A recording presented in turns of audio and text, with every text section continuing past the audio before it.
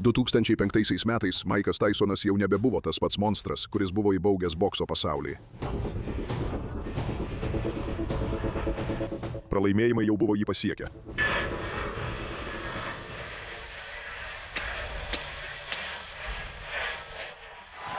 Pinigai buvo išnykę, o to, kuo jis kadaise buvo, šešėlis slėgė labiau nei bet kuris varžovas. Tačiau vis tiek pasaulis manė, kad šis nežinomas airis neturi jokios galimybės. Kevinas McBride'as, 6 pėdų 6 colių ūgio, sveriantis 271 svarą, buvo eilinis vidutiniokas, kurio niekas nevertino rimtai, niekas išskyrus jį patį. Nes tą naktį Vašingtone McBride'as ne tik kovojo su Tysonu, jis visam laikui užbaigė jo karjerą.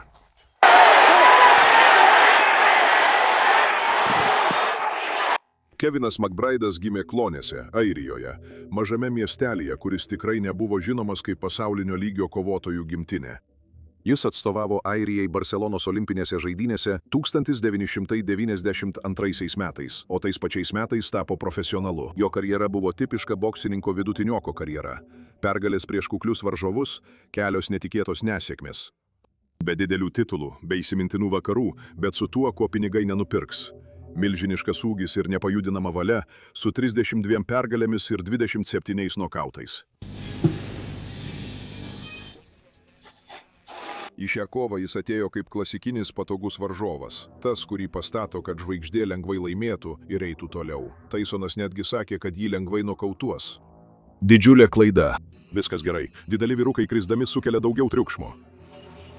Sakai, kad bus nokautas? Be abejonės. 11 savaičių daug treniravausi. Esu geros formos ir pasitikintis savimi. Tysonas į šią kovą atėjo blogiausių savo gyvenimo momentu. Jis buvo pralaimėjęs prieš Lennoxą Lewisą 2002 metais.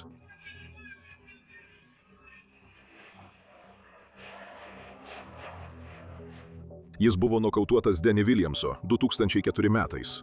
Tai buvo britų boksininkas, kurio niekas nepažinojo.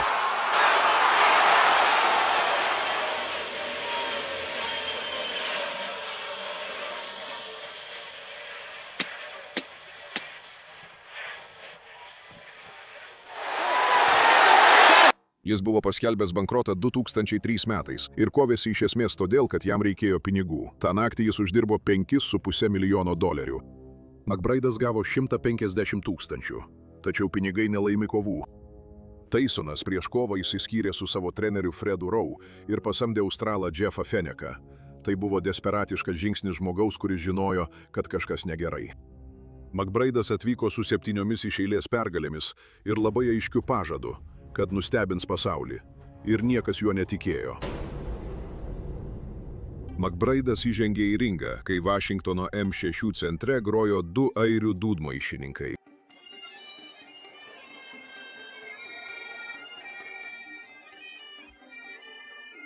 Publika jį nušvilpė. Tysonas įėjo ramiai eidamas, be tos siaubo auros, kuri kažkada paralyžiuodavo jo varžovus dar prieš suskambant varpui. Tai jau viską pasakė. Nuo pirmojo raundo McBride'as savo planą vykdė stebėtinai aiškiai.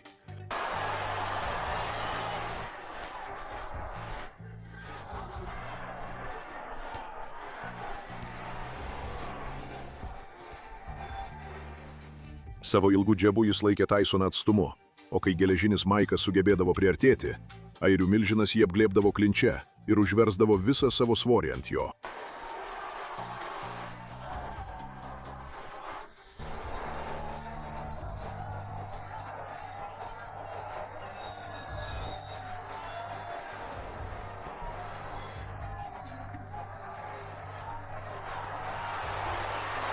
$271 svara spaudė Tysoną raundas po raundo.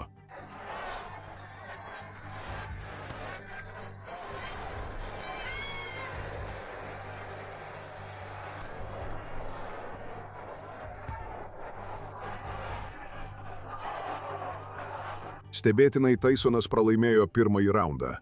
Paskutinį kartą, kai jis buvo pralaimėjęs pirmąjį raundą kovoje, tai buvo prieš Evanderį Holyfieldą, beveik prieš 10 metų.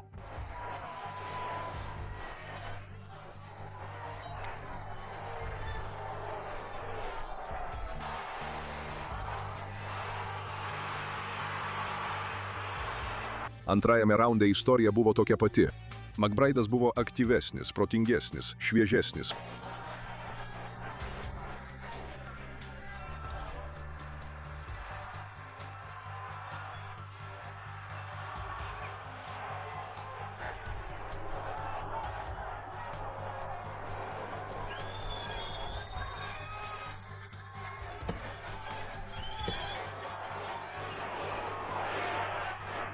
Trečiajame raunde Tysonas parodė blyksnius to, kuo kadaise buvo. Čia kairys kablys, ten galingas dešinės smūgis. Smūgiai, kurie sulaukė kelių publikos plojimų, bet jau be ankstesnės galios ir greičio.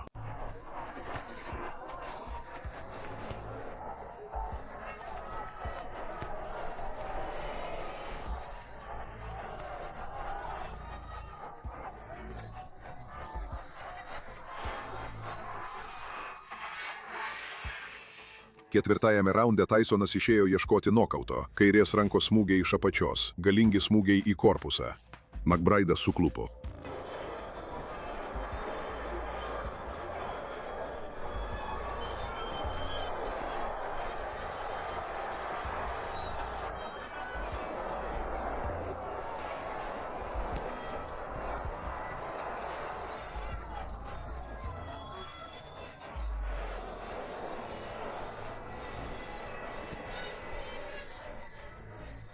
Akimirkai atrodė, kad geležinis Maikas užbaigs kovą.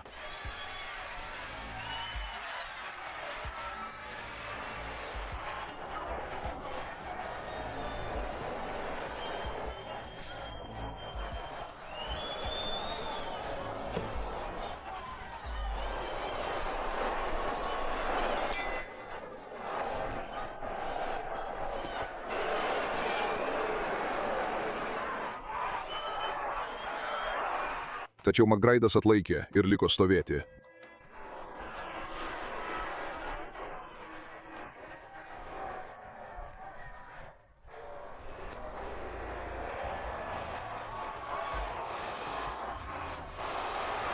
Penktajame raunde airio strategija visiškai pasiteisino. Tysonas buvo išsekęs, jo smūgiai buvo lėtesni, trumpesni, su mažiau jėgos.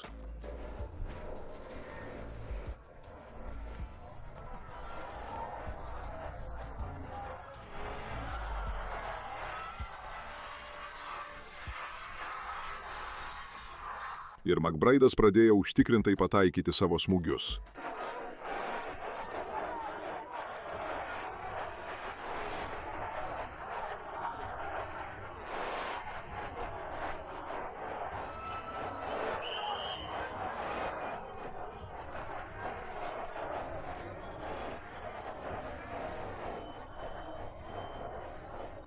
Tada atėjo šeštasis raundas ir ten Tysonas visiškai prarado savitvardą. Pirmiausia, jis bandė sulaužyti McBride'o kairę ranką klinče. Bando sulaužyti jam ranką. Teisėjas Joe Cortesas jį perspėjo. Maikai, nustok atakuoti jo ranką. Supratai? Tu taip pat. Noriu sąžiningos kovos. Supratai? Pirmin. Vėliau jis tyčia smogė galva ir prakirto McBride'o akį.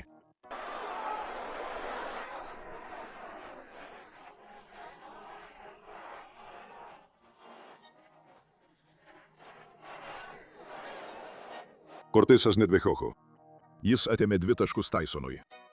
Likus daugiau nei 2 minutėms, abu vėl apsikeitė smūgiais. Tysonas pataikė kablius, kurie atrodė sukrėtė McBride'ą. Tačiau airis atsakė savo smūgių seriją.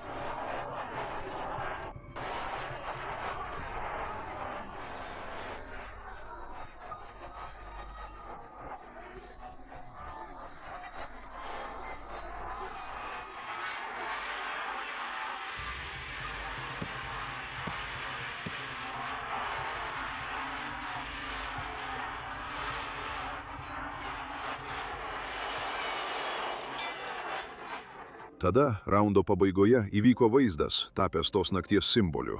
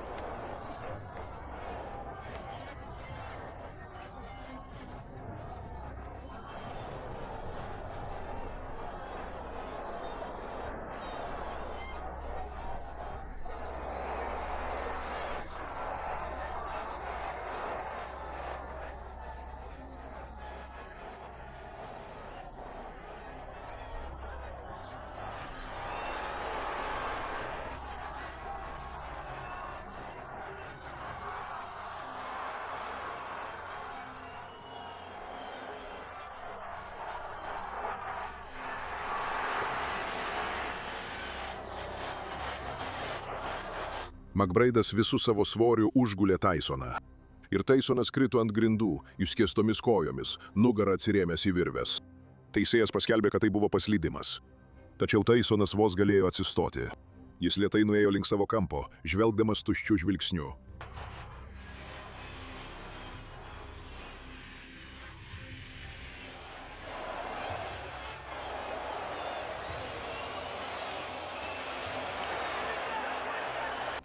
Nuskambėjo varpas, skelbiantis 7. raundą. Geležinis Maikas nepakilo nuo suolelio.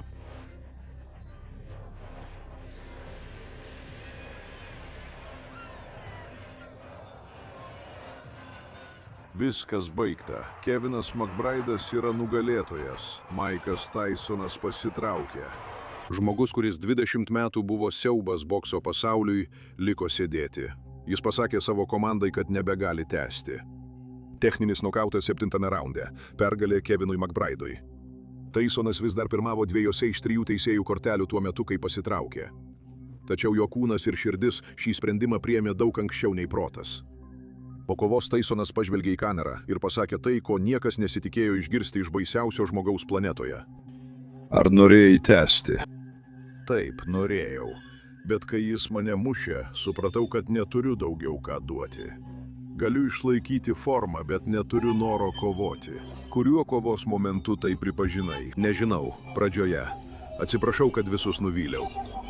Jau nebejaučiu to širdyje. Kovoju tik todėl, kad man reikia pinigų. Nebeturiu tam ryžto. Dabar labiau noriu rūpintis savo šeima. Nebeturiu to aršumo. Nebesu žvėris. Ar daugiau nebekovosi? Taip, aš nerodysiu nepagarbos šiai sporto šakai. Šiais žodžiais Maikas Tysonas paskelbė apie savo pasitraukimą iš profesionalaus bokso. 50 pergalių. 44 nokautai. 6 pralaimėjimai. Ir pabaiga atėjo, kai jis sėdėjo ant suolelio prieš islandų vidutinioką, kurio niekas nepažinojo. Kevinas McBride'as tą naktį uždirbo $150 000. Tysonas uždirbo 5,5 milijono. Tačiau pinigai nenupirks to, ką McBride'as pasiėmė visam laikui. Žmogaus pasiuntusio geležinį Maiką Tysoną į pensiją vardą. Prenumeruokite kanalą ir parašykite komentaruose. Ar manote, kad Tysonas turėjo baigti karjerą dar prieš šią kovą?